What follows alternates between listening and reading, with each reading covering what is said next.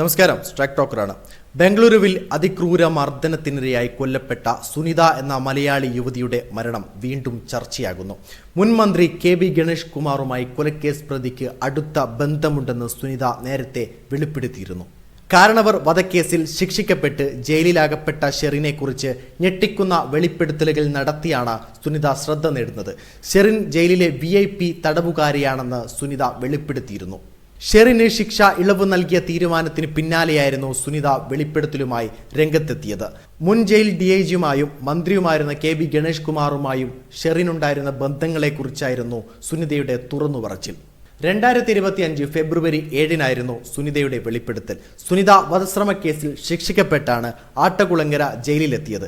ഷെറിന് ജയിലിൽ അധിക സൗകര്യങ്ങൾ ലഭിച്ചിരുന്നതായും മേക്കപ്പ് സാധനങ്ങളും ഫോണും അനുവദിച്ചിരുന്നതായും സുനിത മാധ്യമങ്ങളോട് പറഞ്ഞിരുന്നു.